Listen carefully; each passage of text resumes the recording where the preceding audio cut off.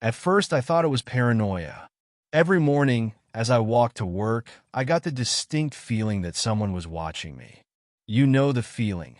The tiny hairs on your neck stand up, and every shadow seems suspicious. I told myself it was nothing. I was just imagining things. Until the day I caught her. It was a Monday morning when I finally saw her. I'd taken a shortcut through an alley to get to the main street, and I felt it again, that uneasy sensation that I wasn't alone. I turned around quickly, and that's when I saw her, a figure darting behind a dumpster. "Hey!" I shouted, more startled than angry.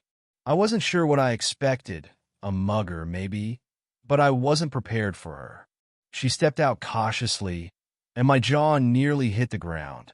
She was otherworldly, tall and lithe, with faintly glowing silver-blue skin and eyes that shone like liquid gold. Her hair, or what looked like hair, fell in soft silver waves that shimmered as she moved. She wore a strange cloak that seemed to ripple like water, blending her into the shadows. Who are you?" I stammered. She tilted her head slightly, her golden eyes studying me. "You are perceptive, human." I thought I remained unseen. I blinked. "Wait, human? Are you saying you're in—" "Yes," she said calmly. "I am not of this world." Her name, she said, was Naira, and she was not here to harm me. When I asked why she was following me, she hesitated. "It is complicated." "That's not an answer," I said, backing away. "Are you spying on me? What do you want?" She stepped forward quickly, her movements unnaturally smooth.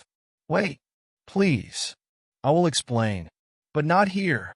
Against my better judgment, I found myself listening to her.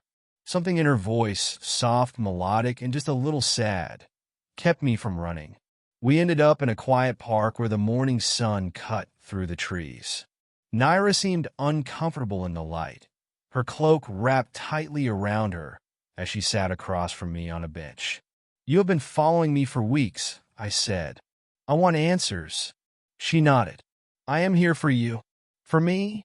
I scoffed. "Why? I'm just an office worker. I'm not important." Naira's golden eyes met mine. "You will be." "What do you mean I will be?" She sighed, the sound heavy.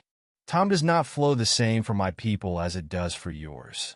We see threads of what could be rippling through the currents of existence. In one of those threads, you are vital. You will one day change the fate of not only your world, but others." I stared at her, trying to comprehend. "You're saying I'm going to save the world or something?" "Perhaps not just this world," she replied. "But yes." I let out a nervous laugh.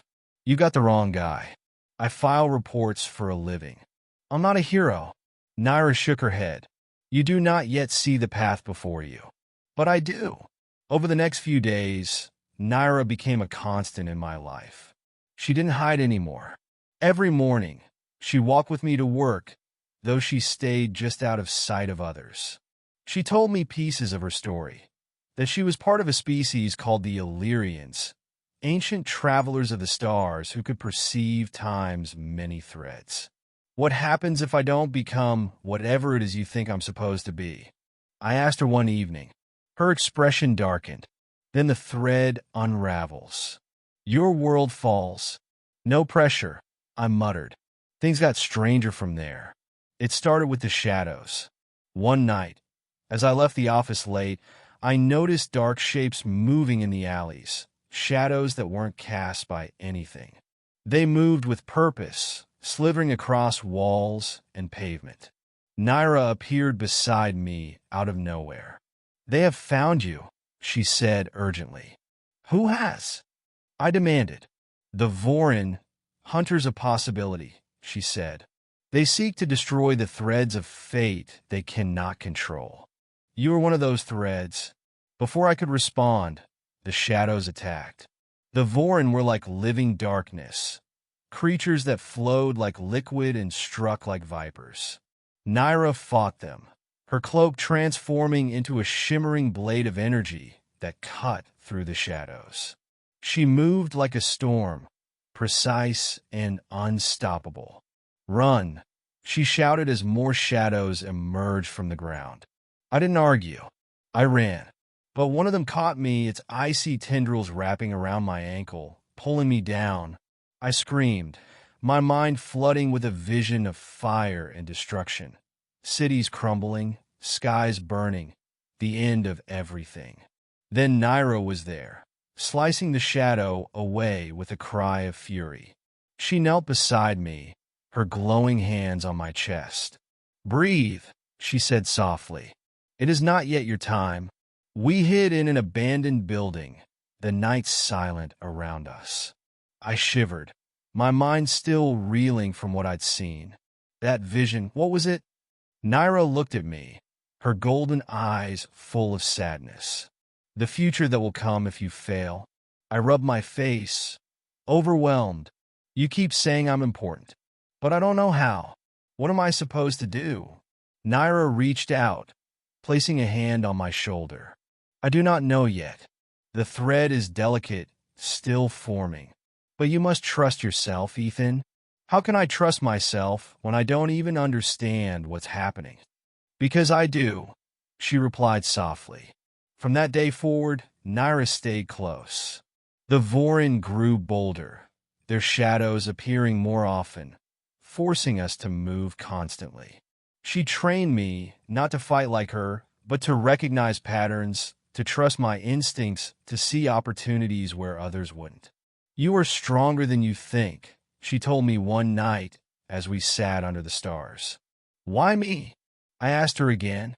"Because you are ordinary," she said, "and that is what makes you extraordinary.